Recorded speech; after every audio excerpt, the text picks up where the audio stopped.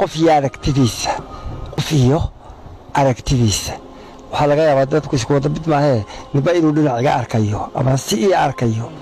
xaalkayga oo baan xanuunsanaya adeer waxaasiyada bayna maqlaya waxaan xanuunsanaya laakiin adeer xanuunku waa jira noloshu ka mid yahay kowdii ama waa loo dhintaa ama waa laga bogsadaa kowdii oo maaragtay xanuunkuna wax nolosha ka mid ah kowdii wala qofku dada gaadho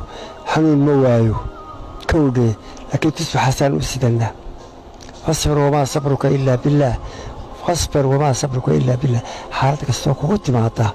tusbaxaasay u baahanta inaad ilaahay sugto oo ilaahay barido markaad iskaran weydo adigoo laakiin islaam oo nadiif hufan eegada ilaahu wax keen ma ahaa adoo horta adoo nadiifa oo hufan oo caabida markaas ilaahay la bariyaa ilaahay waxba kuma aha baryadu waa deeqsi waxaa doona la qubayo isaga waxba ku fali maayo waxaa geliyaa la qubayo ilaahay waxba ku fali maayo waa waraaqaba ay la tahay isaga marka ilaahay wuxuu yidhi adcuuni astajib lakum war ibarya aan idiin jawaabay nolosha waxaa loogu jiraa kiyo qodaa baxaysa oo markay waajibkeeda gudato baxaysa oo kuwii kale ee ka daba taagnaa ee la wareegaya aad hubsada ereyadaad leedahay war annagu ilaahay wuxuu noo qoray noo qor oo 80 baanu maraynaa haddii ilaahay wixii aanu kari karaynayna iyo wixii waajib ahaana gudanada waninkan kule waagteedu waxay tahay caalamka oo dhan aan ilaahay kaga hadlayo qod walba kule waa dalka idinka u hadayee raganimo sameeya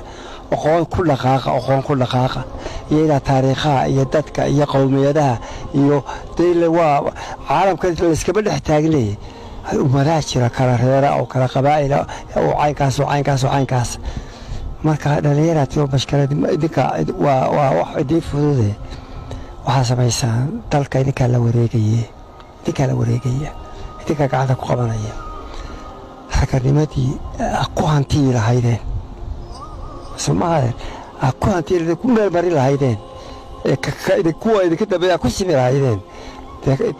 hataa doonayso inaanay bashkaradi jirin horta kow waxaynu u baahannahay islaamnimo ilaaha hodanka qaniga ah ayayna abuuray wuxuu yidhi adcuuni astajib lakum waari baryaan waxaa u baahantiin idin siiye hadda waxaa yeelaysaa dhallinyaroy annaka waajibkan waxaa la yidhi dalka markaa wareejiya xilka oo qofka xilka u dhiibaysaan la dardaaranku waa inta xay la yahay badala dhintoodu xabs dardaaran ma jiree inta xay la yahay baa la dardaarmayaa dhallinyaroy si nasiib waaba nasiib badan tihiin